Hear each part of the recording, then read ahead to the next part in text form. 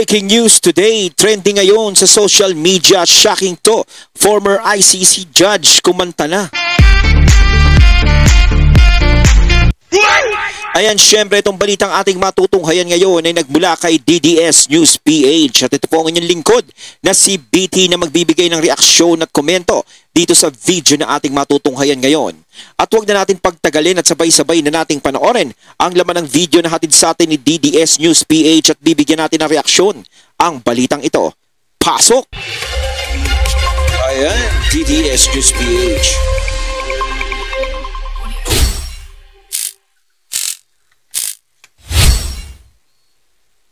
Ito sa interview ni Corina Sanchez, itong dating ICC judge na si Raul Pangalangan.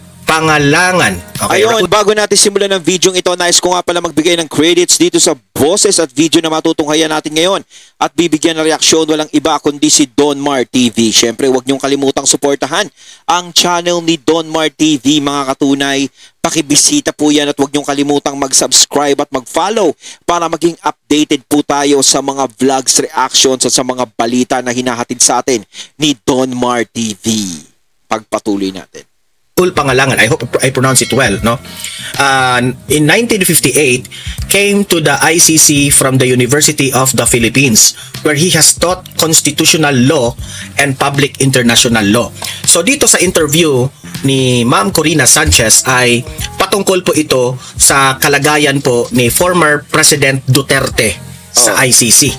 So let us react on the matter where dating ICC judge na itong si Pangalangan ay siya mismo may ano siya tawag doon, may first hand knowledge when it comes to the legal mga posibleng mga mangyayari kay Tatay Digong doon sa ICC.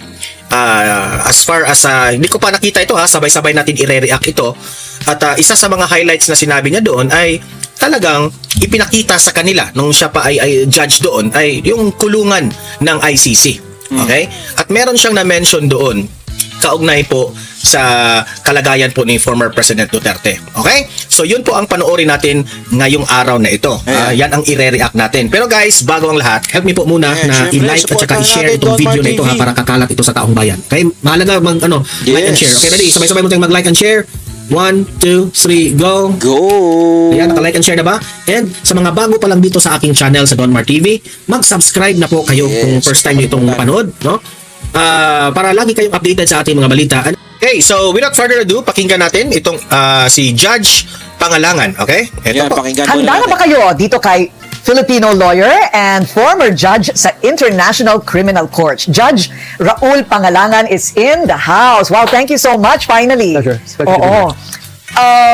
There have been so much talk about the flood control projects, and up to now, people are still obsessed. It's all they talk about. Are you frustrated that they seem to be not really shelving, but have temporarily gotten amnesia about all the developments on the ICC case on Rodrigo Duterte in The Hague? Well, I sure hope people don't forget that there are other battles going on elsewhere. But I'm also happy that people are, aware of what's happening in terms of the corruption in the flood control projects. Are you thinking like a lawyer on the case of the former president, Rodrigo Duterte, or do you have your own personal feelings and biases? Well, of course, I do have my own personal feelings, but for the purpose of this interview, I'll have to be a very proper former judge of the Right, ICC. and I haven't asked him, for the record, I haven't asked him what his personal feelings are. Anyway. Okay, so, babantayan natin itong si Judge Raul Pangalangan na sa interview na ito ay iset niya ang kanyang mood na kung ano lang yung nalalaman niya patungkol sa ICC na judge siya. Okay?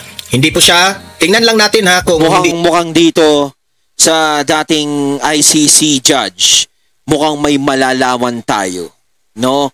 Yan, maganda yan, may malalaman tayo kasi syempre medyo kinakapos tayo ng mga balita dyan sa ICC. No? Ibig kong sabihin na kinakapos, mas maganda yung mismong ICC judge ang nagsasalita kung ano ba ang mangyayari kay PRRD dyan sa The Hague, sa ICC. Kung ano ba talaga ang kahihinatnan ng ikinakaso sa kanya.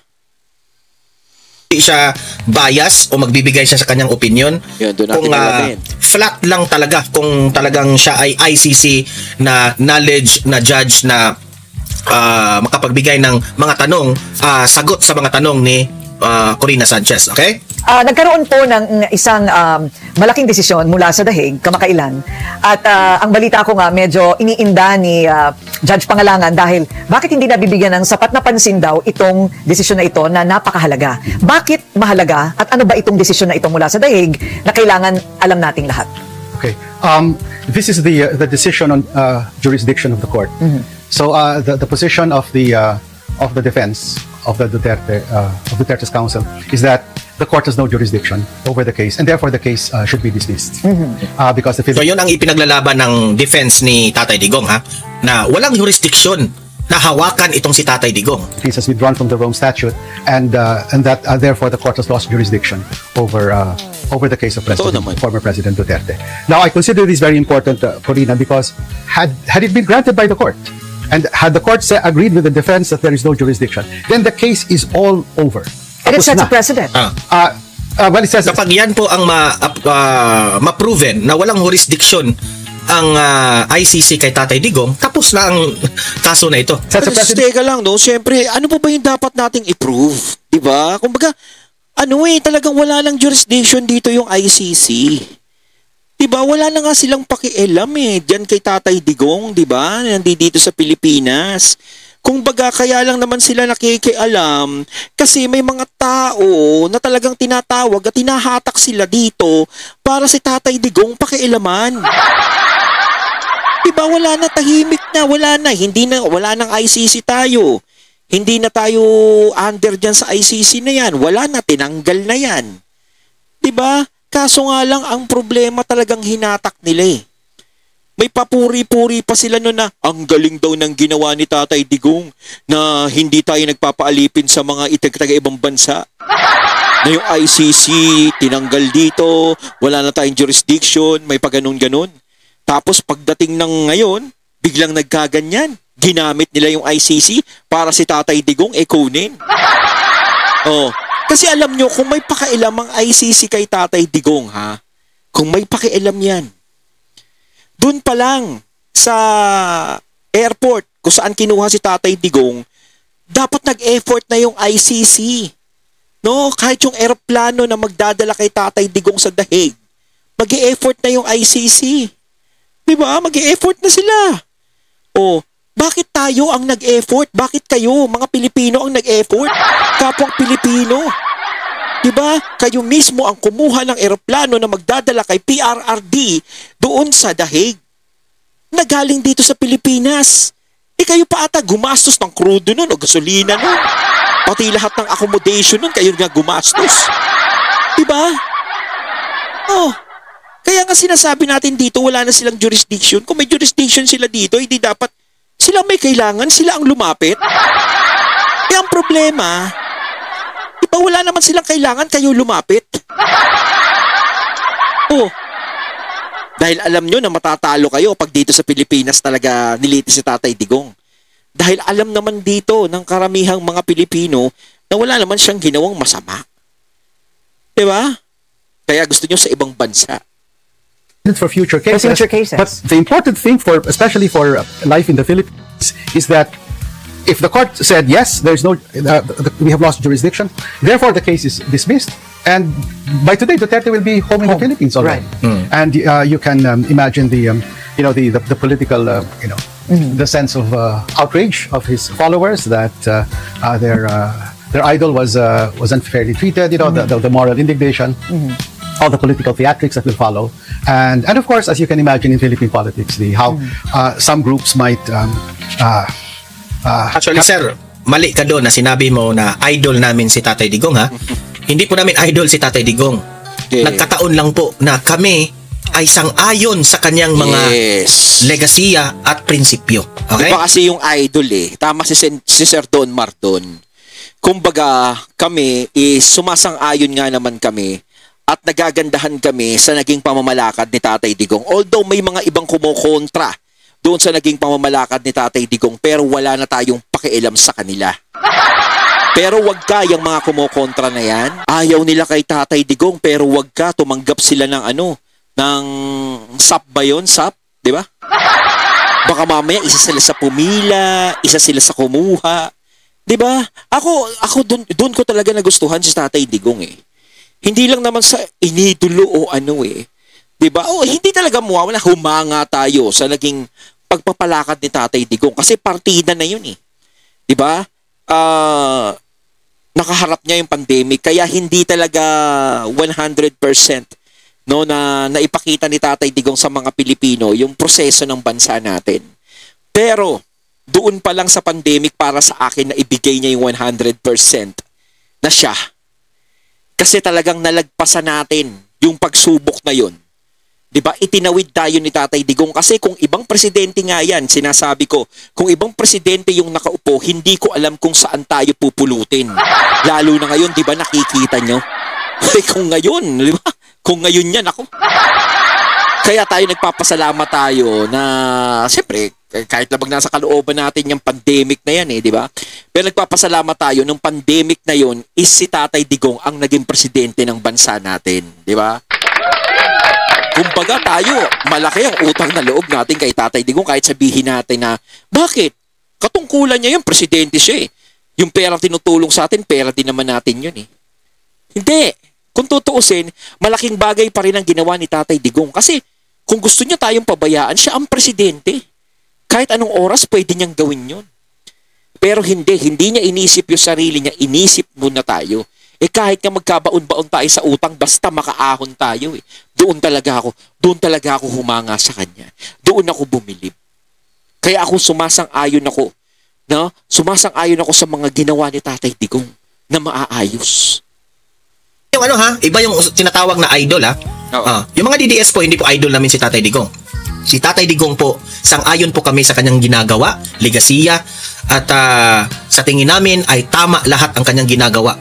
Okay? Hindi po idol. Kasi yung idol, gusto mo lang yung tao, basta kay gusto mo yun lang yung tao, idol mo.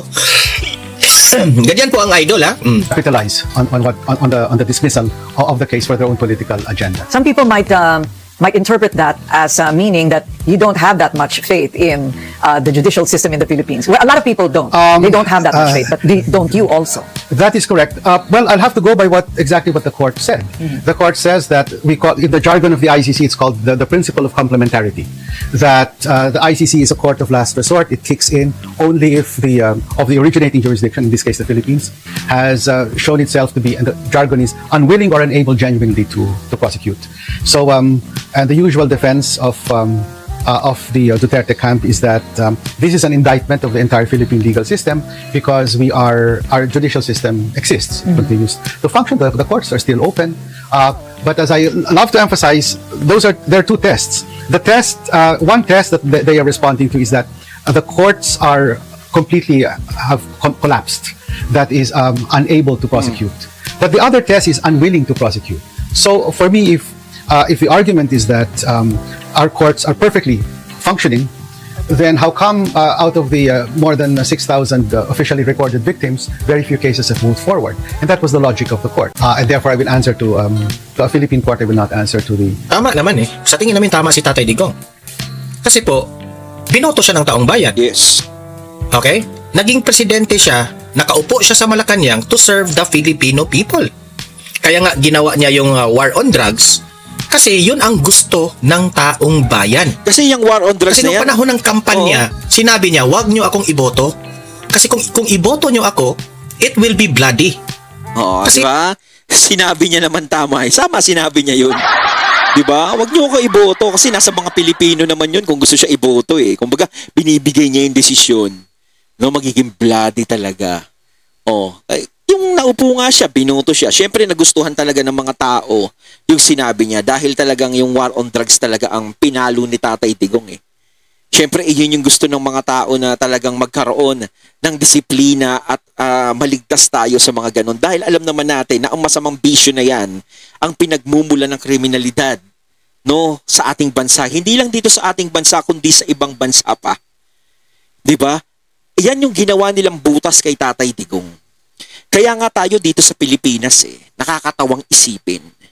Kung sino yung taong gumagawa ng tama, siya yung ginagawa ng mali. Kung sino yung gumagawa ng mali, siya yung nagiging tama. 'Di ba? Kumbaga, ang laki ng itinulong ni Tatay Digong diyan sa war on drugs na 'yan. Marami talagang mga adik ang natakot, maraming adik ang mga napilay, mga drug lord, mga napilay. 'Di ba? Halos galit pa sila sa ginawa ni Tatay Digong na 'yon. 'Di ba? Ako hindi ko lubos maisip kung bakit nainis sila. 'Di ba? Ayokong mag-isip ng hindi maganda na sinasabi ng iba na kasi nawala na yung pinapakinabangan nila. Wala na yung pinapakinabangan nila. Kumbaga dyan sila kumukuha ng pondo. Ayoko mag-isip ng ganon sa sinasabi ng ibang tao sa ganyan. Diba? Kumbaga naghahanap pa ako ng iba na dahilan nila kung bakit galit na galit sila sa war on drugs ni Tatay Digong. At parang pinagtatanggol pa nila yung bisyo na yan. Imbis na matuwa tayo, diba? Imbis na matuwa tayo sa ginawa ni Tatay Digong, imbis na anuhan natin na, uy, okay pala to, okay. Kahit papaano naging ligtas tayo ng mga panahon na yun. At ang dami namang nagpapatunay na kahit naglalakad ka ng naka-cellphone o naka-iPhone sa gitna ng dilim, is walang mang-hold up sa'yo dahil takot na takot sila sa ganun. Yung kriminalidad sa mga inosenteng tao is bumaba. Siguro sinasabi nila, daming krimen nung nangyari ni Tatay Digong. Hindi po sila matitino. O pagpalagay natin may mga nadamay ng mga matitinong tao. Sa tingin nyo si Tatay Digong ang gagawa nun? Napakalabo. Diba? Kaya ako ang iniisip ko at sinasabi ko doon, ang gumagawa ng mga ganon na binibiktima ang mga inosenteng tao is yung mga taong galit sa war on drugs si Tatay Digong na gustong masira yung war on drugs. Diba? Kaya yun yung pinapakinabangan nilang ebidensya ngayon kay Tatay Digong eh.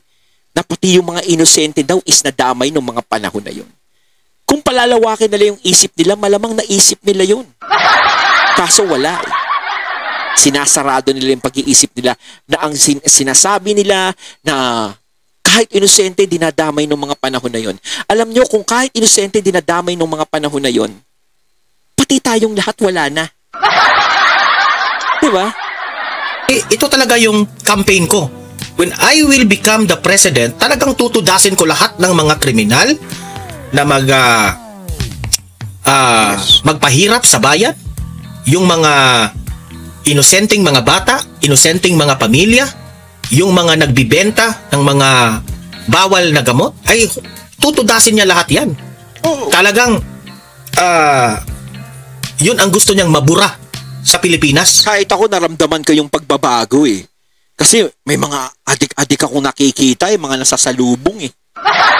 Na mga gano'n na minsan kinakausap ko sila, oy, nako, matakot na kayo ngayon dahil ang mga adik-adik ngayon eh, ginadyaryo, makukulong. Oh, sabi nila, hindi, nagbagong buhay na kami. Oh, di ba? Ang ganda ng feedback nila, ang nagbagong buhay na. Tapos nung nakita ko sila nung mga kalaunan, mga nagtatrabaho na, nagsitaba. Kung tutuusin, di ba? Ang ganda ng war on drugs si Tatay Digong kasi kung tutuusin, maraming natakot at nagbagong buhay. Di ba? Kita mo naman kung gano'ng natakot sila ng mga panahon na yun. Ngayon hindi naman sila natatakot tsaka nung mga nakakaraan, hindi pa si Tatay Digong, di ba? O, kita mo naman yung naging impact ng war on drugs si Tatay Digong talaga. Oh. Kasi nga, hindi maiintindihan ng kayo mga taga-ICC, hindi nyo yan maintindihan. Not unless kayo po'y nakatira dito sa bansang Pilipinas. At that time, malapit na po tayong manarco state. Oh, but good thing, dumating si Tatay Digong. Diba? So ngayon, sa sinabi mo, tama si Tatay Digong, na why would I answer that ICC? Sino ba itong mga taong to? Hindi naman nila ako binoto. And sa tingin namin, itong mga taga-ICC na ito, ginamit lang ito sa politika. Mga kalaban ni Duterte. Kasi kita mo naman kasi sa ICC yung iba dyan di ba? Kanino lang naman nakikinig. Hindi sa panig ng mga Duterte, kundi sa panig ng mga alam nyo na, di ba? Lalo na si Boss Trill, malakas dyan. Kita mo naman, nakakalabas-masok daw siya dyan. Sabi ha. Oh, kita nyo naman. Kasi dito talaga, sinasabi ko nga dito sa Pilipinas, alam talaga nila na malaki ang pag-asa na maaabswelto si Tatay Digong. No? Siyempre doon nila dadalhin sa ka-close nila. No? Pilipinas. Huwag sana kayong karmahin. Okay? Ginamit niya kasi wala naman silang laban dito kung dito nila magreklamo sa Pilipinas sa ginagawa ni Duterte. Yes. Hindi naman uubra. Yeah. Because former President Duterte, lahat yan nakabase po sa batas ang kanyang mga ginagawa. Yes. Abogado to the yan. ICC. In fact, I recall Rappler at that time, in reply, just published a picture of the court. I mean, I was part of the court then. There were other non-white people, certainly non-white men, in the court. The president of the court was from Nigeria. The decision was come up with from statements on TV by the daughter. Yeah. So the statements of Rodrigo Duterte admitting to these crimes Yes. can also be They're there already. Imaginein mo ha, pwedeng isasangkot ng pwedeng ma-found guilty itong si Tatay Digong, ha? Not on their evidence sa yung mga kalaban ni Duterte. Kung magbabase sa mga ebidensya, wala silang ipakita. So, unfair naman siguro ng ebidensya nyo na i-convict nyo si Tatay Digong using by his own words. Yes. Di ba? Na gagamitin mo yung mga salita ni Duterte dati. Yun ang mga pinagbasihan din nila, yung mga sinasabi ni Tatay Digong eh. Di ba?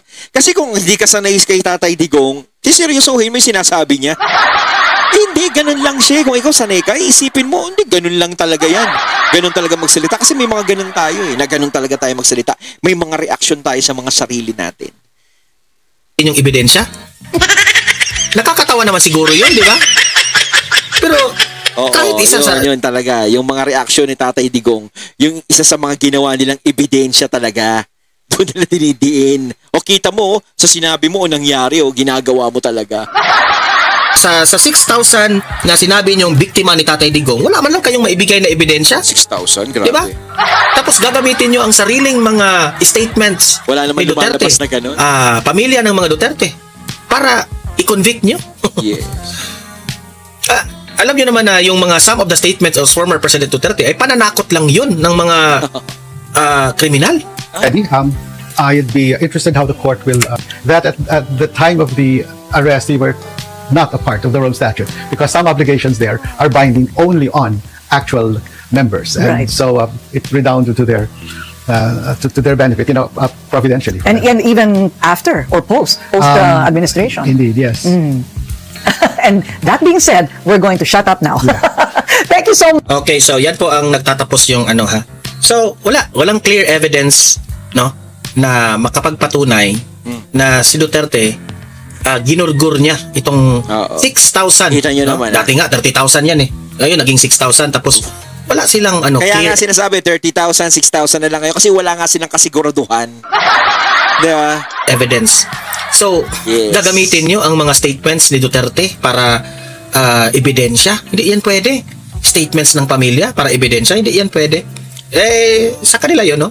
Meron naman tayong sarili nating opinion. Ayon, at ating natunghayan ng video na nagmula kay DDS News PH. At syempre natunghayan natin ang boses na yun at ang video na yun na binigyan natin ng reaksyon na nagmula kay Don Mar TV. Kayo mga katunay, anong masasabi nyo tungkol dito?